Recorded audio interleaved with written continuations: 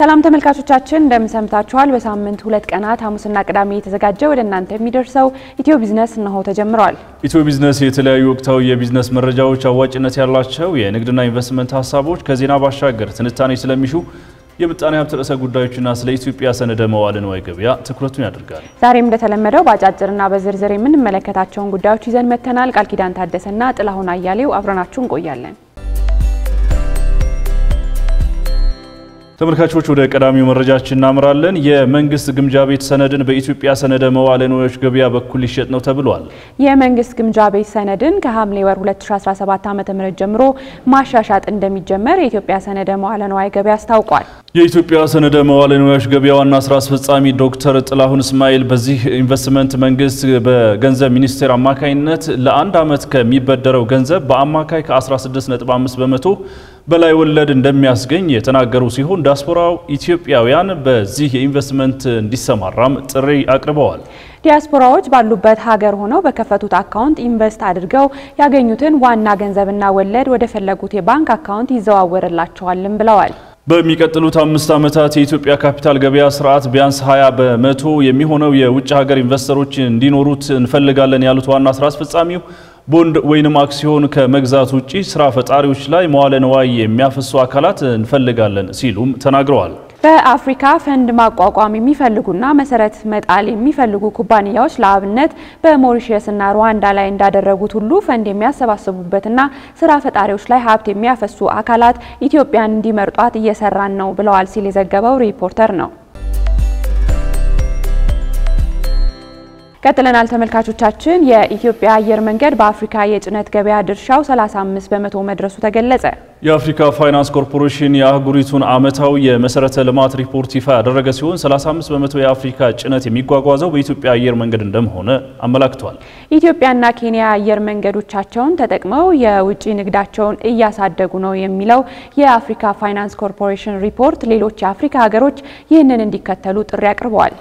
የኢትዮጵያ አየር መንገድ 60 ዓለም አቀፍ የጭነት መዳረሻዎች እንዳሉትና ከነዚህ ውስጥም ግማሹ በአፍሪካ ውስጥ ስለመሆናቸውም በሪፖርቱ ተመላክቷል።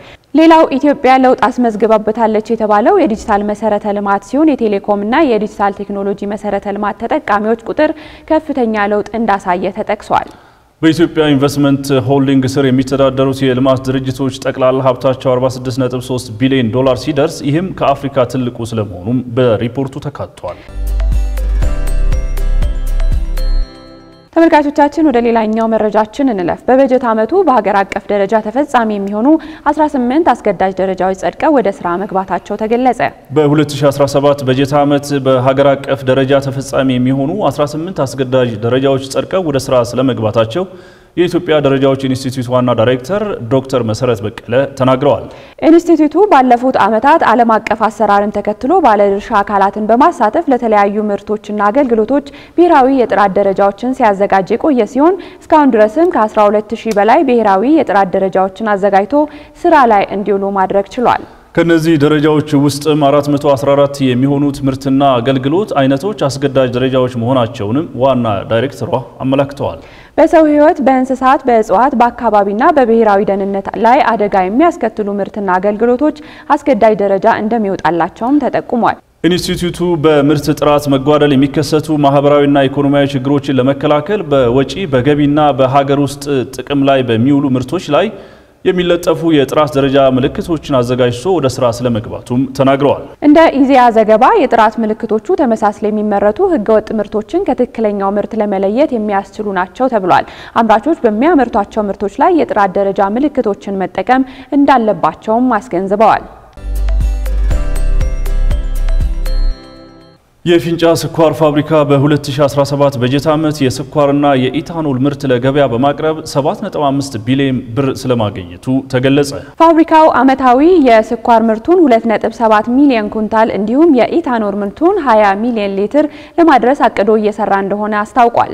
የፋብሪካው ዋና ስራ አስኪያጅ አቶ መንግስቱ ኃይለማርያም እንደገለጹት ፋብሪካው የማምረት አቅሙን ለማሳደግ የሚያስችሉ ማሽኖችን እየተከለ እንደሚገኝም ገልጸዋል። ፋና ሚዲያ ኮርፖሬሽን እንደዘገበው በተያዘው በጀት ዓመት 383000 ኩንታል ስኳር እንዲሁም 4.3 ሚሊዮን ሊትር ኢታኖል ያመረተው ፋብሪካው ምርቱን ለገበያ በማቅረብ 7.5 ቢሊዮን ብር አግኝቷል ብለዋል።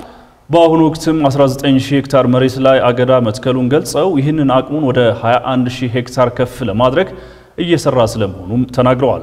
መንግስት ስኳር ፋብሪካዎች ራስ ገዝ እንዲሆኑ ባስቀመጠው አቅጣጫ መሰረትም ከስኳርና ኢታኖል ምርት ባሻገር በግብርና ዘርፍ በመሰማራት የገቢ ማሳደግና ማህበራዊ ተጠቃሚነትን የማሳደግ ተግባር እያከናወነ ስለመሆኑም ጠቁመዋል።